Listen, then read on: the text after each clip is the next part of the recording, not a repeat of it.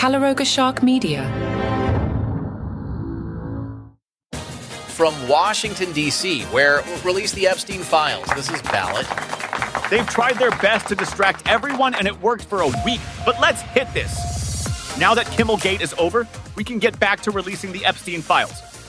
Hi, I'm Patrick Gutfield, and an anonymous group of artists decided the National Mall needed more awkward bronze moments and installed a statue called Best Friends Forever, showing Trump and Jeffrey Epstein holding hands. The plaque celebrates their long-lasting bond and calls Epstein Trump's closest friend, which is about as subtle as a brick through a window. The timing is perfect, right as people are calling for the full release of Epstein files. Nothing says let's have a calm, rational discussion about government transparency like a bronze statue of two controversial figures having a moment on the lawn in front of the Capitol. Trump and Epstein were neighbors in Florida back in the 80s and hung out regularly. They flew around together, appeared at parties, the usual wealthy guy social circuit stuff. Then in 2004, they had some falling out over a real estate deal, because apparently even friendships among the ultra-rich come down to property disputes. When Epstein got arrested in 2019, Trump was quick to distance himself, saying, "I had a falling out with him a long time ago." Trump even filed a defamation lawsuit against the Wall Street Journal in July over an article claiming he gave Epstein a drawing of a naked woman for his 50th birthday. That's a very specific thing to sue about. Most people argue over whether they borrowed $20, but here we are with naked lady drawings as legal evidence. The National Park Service actually issued a permit for this thing to stay up until Sunday at 8 p.m. The stated purpose on the application? To demonstrate freedom of speech and artistic expression using political imagery. That's bureaucratic language for we can't stop people from being weird with bronze. This is the same anonymous group that brought us other greatest hits like Dictator Approved, a sculpture featuring supportive quotes from Putin, Viktor Orban, and Kim Jong-un. They also did that replica of Nancy Pelosi's desk with fake poop on it, paying tribute to January 6th. These artists really have a theme going. Awkward political moments rendered in permanent materials. The Washington Post got tipped off by someone claiming to be one of the artists, though they can't confirm his identity. He's like the Banksy of uncomfortable political bronze work, except instead of stencils on walls, it's statues of people holding hands in the most loaded way possible. The Parks Department hauled it away. They claimed it violated the permit terms, though they didn't specify exactly how. Maybe there's a no creepy bronze dancing clause in the fine print.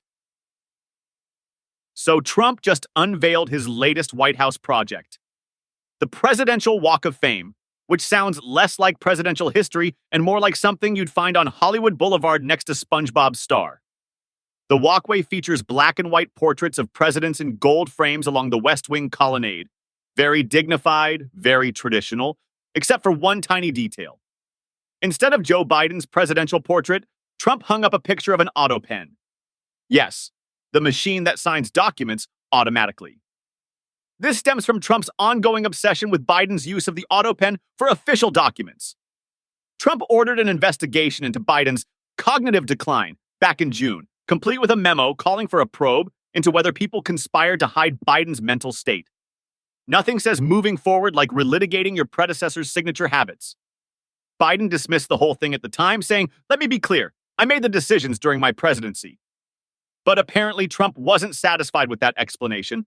So now visitors to the West Wing get to see a photo of office equipment where a president's portrait should be. Trump had telegraphed this move weeks ago in an interview with the Daily Caller, saying, "We'll put up a picture of the Autopen," when asked about Biden's portrait. At least he kept his word. That's consistency and pettiness. The White House press corps noticed the setup coming together this week with a gold banner reading Presidential Walk of Fame hanging above brown paper squares on the wall. Very mysterious, very dramatic reveal. Chris Maher, Biden's former deputy press secretary, took a shot at the priorities, continually impressed at how laser-focused the White House continues to be on Trump's day one promise to lower prices. Translation: glad to see we're focusing on the important stuff like a portrait politics instead of, governing.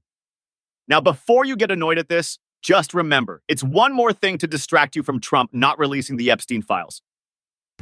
So President Trump has officially escalated Escalator Gate into an international incident, demanding the United Nations investigate what he's calling triple sabotage during his visit.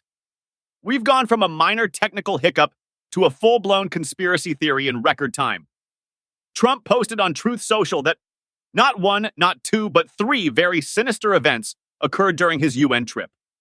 First, the escalator stopped. Then his teleprompter malfunctioned. And finally, he says the sound was completely off. That's right. Trump is treating routine technical difficulties like they're the Pentagon Papers. He's particularly dramatic about the escalator incident. It's amazing that Melania and I didn't fall forward onto the sharp edges of these steel steps face first. He credits their tight grip on the handrail for preventing what would have been a disaster.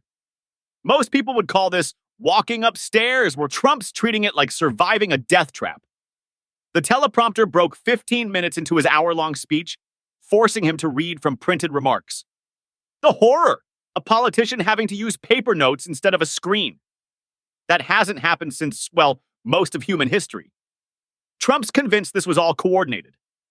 This wasn't a coincidence. This was triple sabotage at the UN. He's demanding an immediate investigation and wants all security tapes from the escalator saved, especially the emergency stop button. The Secret Service is apparently involved now because nothing says national security threat like malfunctioning audiovisual equipment. How about you look into serious things like Jeffrey Epstein, the guy photographed with Donald Trump? Release the Epstein files, and yeah, we use some AI today. You can call me James. I spent 23 years designing aircraft that officially don't exist for agencies you think TV made up. Until I started asking the wrong questions. Navy ships are recording objects moving at impossible speeds. Infrastructure is failing in coordinated patterns. The moon looks smaller than it did 10 years ago. None of this is a coincidence. The official explanations don't add up. This is Paranormal Aliens, where we connect the dots they don't want connected. If you're hearing this, you know where to get podcasts. Follow Paranormal Aliens.